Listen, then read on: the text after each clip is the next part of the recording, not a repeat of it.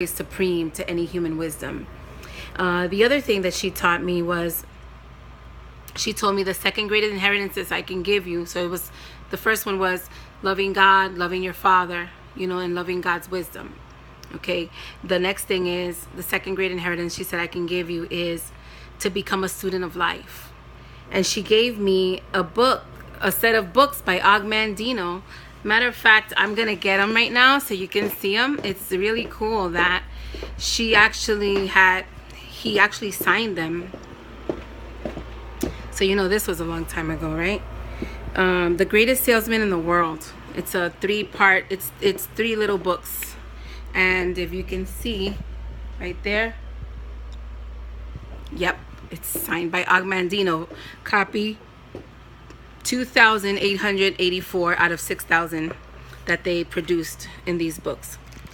So she wanted me, there was a time when she wanted me to memorize there's a little kind of like a declaration here that you can do every morning, a daily declaration that he has here. It's really, really good.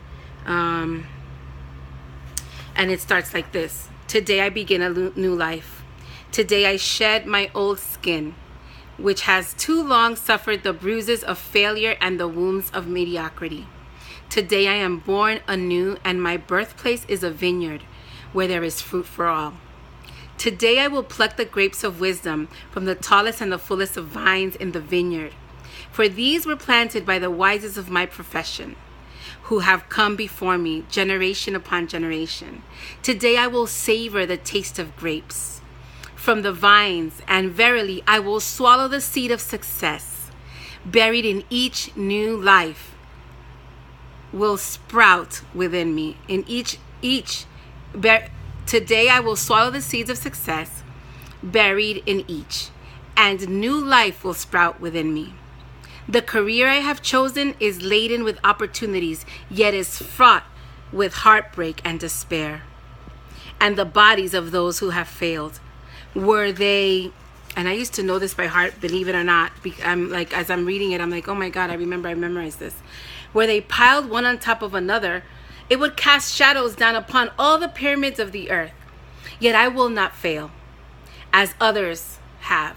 For in my hands I now hold the charts which will guide me through perilous waters to shores which only yesterday seemed but a dream. Failure will no longer be my payment for struggle. Just as nature made no provision for my body to tolerate pain, neither has it made any provision for my life to suffer failure. Failure, like pain, is alien to my life. In the past, I accepted it as I accepted pain. Now I reject it, and I am prepared for wisdom. And I'm prepared for wisdom and principles which will guide me out of the shadows into the sunlight of wealth, position, and happiness, far beyond my most extravagant dreams, until even the golden apples in the garden of Hesperides will seem no more than my just reward. I'm not going to continue because I don't want to bore you, but this is the things that my mom would teach me. These are the books that she wanted me to read. She didn't want me to read so much about history, even though I did read that. She did.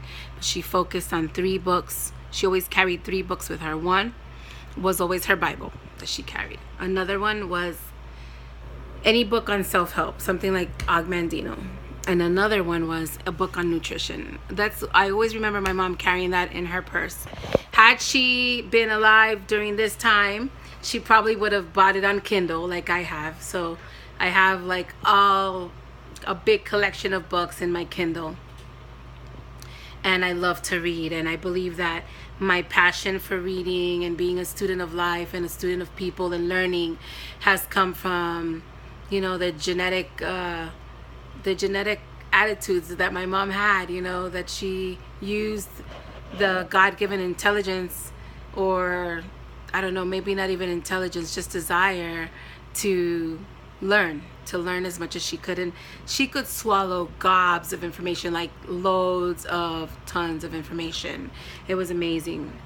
Another thing my mom would continue to tell me is, you're my firstborn. You're the one that made me a mom, you know, and that would make me feel so special.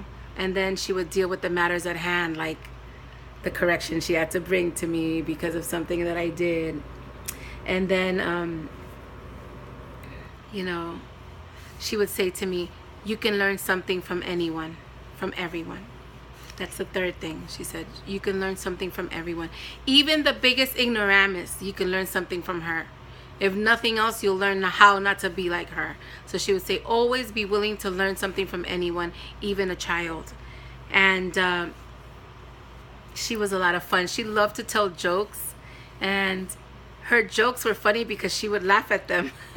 Kind of like me. I have some of those traits too. I laugh at my own jokes, so, you know, I'm a legend in my own mind type thing.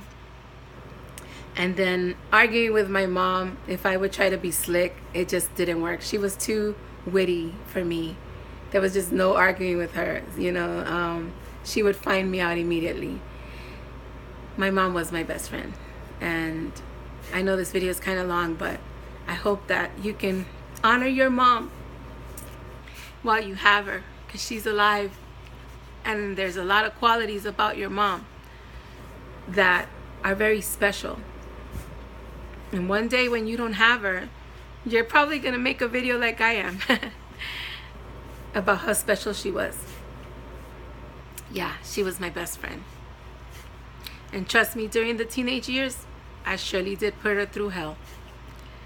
And she was a praying woman, so she knew how to pray me through. She prayed me through that situation and out of it.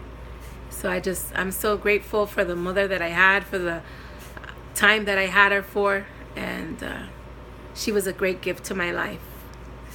Thank you, God. And one day, Mom, I'll say thank you to you again, because you know I told you that a lot when you were alive. Love you. Bye. I hope that you enjoyed this video.